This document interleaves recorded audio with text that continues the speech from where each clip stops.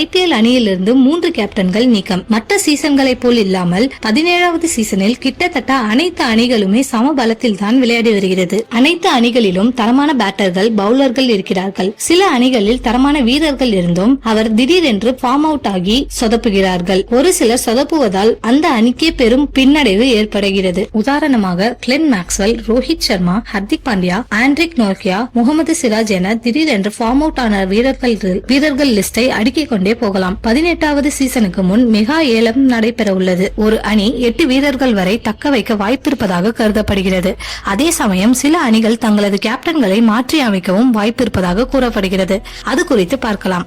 கடந்த சீசனில் ஷிகர் திவான் தலைமையிலான பஞ்சாப் கிங்ஸ் அணி 11 போட்டிகளில் 4 வெற்றிகளை மட்டுமே பெற்றது. தற்போதும் தவன் தலைமையில் 5 போட்டிகளில் 2 வெற்றிகளை மட்டுமே பெற்றுள்ளனர். இதனால் தவனை நீக்க வாய்ப்புள்ளது. நடப்பு சீசனில் ஹர்திக் பாண்டியாவின் கேப்டன்சி சுமாராகத்தான் இருக்கிறது. இந்த அழுத்தம் காரணமாக அவரால் பேட்டிங், பந்து வீச்சில் சிறப்பாக செயல்பட முடியவில்லை. மேலும் ரசிகர்களும் ஹர்திக் பாண்டியாவுக்கு எதிர்ப்பு தெரிவித்து வருகின்றனர். இதனால் அடுத்த சீசனில் பும்ராவுக்கு கேப்டன் பதவியை கொடுக்க வாய்ப்புள்ளது. CSK 3 முறை கோப்பை வென்றபோது அந்த அணியில் இடம்பெற்ற ஃபேப் டு பிளெஸியை RCB அணி கேப்டனாக நியமித்தது. ஆனால் அவரது தலைமையில் சிறப்பாக செயல்பட முடியவில்லை. அடுத்த சீசனில் டு பிளெஸி ஒரு வீரராக மட்டுமே இடம்பெற வாய்ப்புள்ளது. IPL-இல் சன்ரைசர்ஸ் ஹைதராபாத் அணிக்கு தான் நிரந்தர கேப்டன் இல்லாமல் இருந்தது. பாட் கமின்ஸை கொண்டு வந்து அந்த குறையை தீர்த்துவிட்டனர். அதேபோல் RCB, பஞ்சாப் கிங்ஸும் புது நிரந்தர கேப்டனை கொண்டு வந்தால்தான் அந்த அணிக்கு பிரச்சனை தீரும்.